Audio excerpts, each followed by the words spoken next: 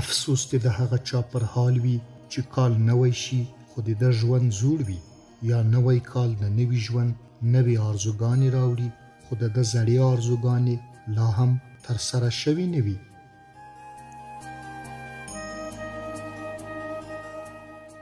یو ګل چې څومره ډېر رنګونه ولري ښکلا یې هم هغومره زیاته وي، او چې څومره مخونه ولري هغومره د ستاینې وړ وي. خو یو انسان که دوه رنګی شو یا یې ځان دوه مخی وښود نور یې مخ د کتو نه وي.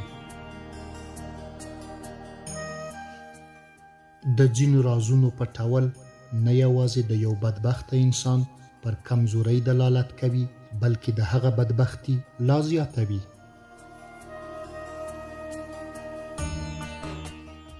د نویو لارو آغاز د زړو لارو له انجامه شروع کیږي، او د زړو لارو تجربې او زده کړې د نویو لارو په جوړولو کې مرسته کوي.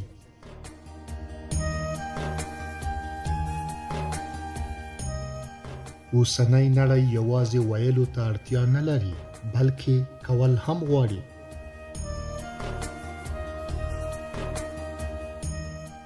یو انسان که هر څومره پوه، هوښیار، عالم او مدبر وي بیا هم د نورو مشورې او مرستې ته اړ دی او په یوازې سر ټول کارونه نشي کولای.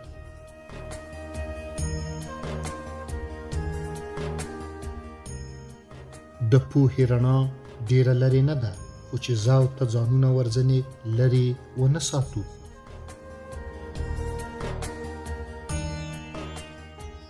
د ژوند لار هغه څوک ټاکي چې ژوند ولري. لومړی تاسې ژوند پیدا کړئ، بیا لار ورته ولټوئ. که کوم دوست خپله وعده پر ځای نه کړه او په وعدو کې یې تیر ایستلو، بې وفا او بدقوله یې ګڼو. که د غوړمال په غوړه ژبه وغولیدو، ټګمار او فریبکار یې بولو. که دوکاندار سودا لږ راکړه او پیسې تر خپل حق زیاتې راڅخه واخیستې، نو د سپینې ورځې غل یې ګڼو. خو زه او ته چې هره ورځ په خپله خپل ځانونه غولوو، پر دې کوم نوم ږدې؟ که زه تېروتی وم ته مې لارښوونه وکړه، او که ستا څخه لاره ورکه وه زه به دې لاس ونیسم، او که فرضاً دواړه بې لارې وو نو د لارښوونکي په لټون او څرک پسې به هڅه وکړو.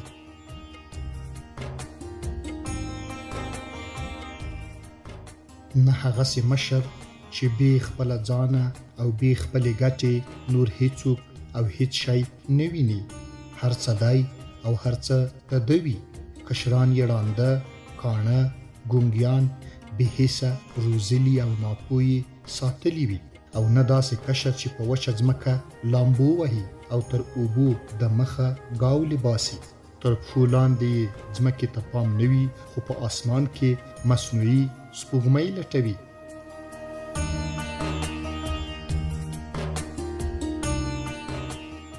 ځینې وګړي د دې لپاره تر ځان له بېوزلو سره ملګري را اخلي چې خپل غرور، جلال او نخوت د ملګرۍ په رنګ کې نورو ته وښیي.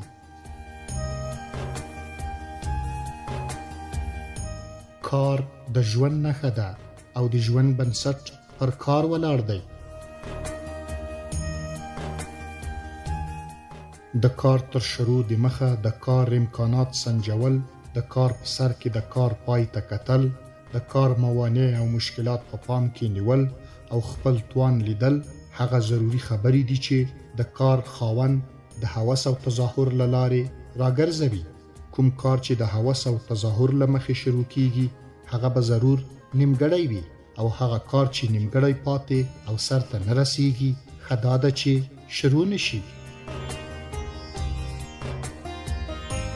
څنګه چې په پټو سترګو له پټې دنیا څخه دې دنیا ته راغلي یو، همداسې به په پټو سترګو او پټه خوله دا نیمګړی ژوند پرېږدو.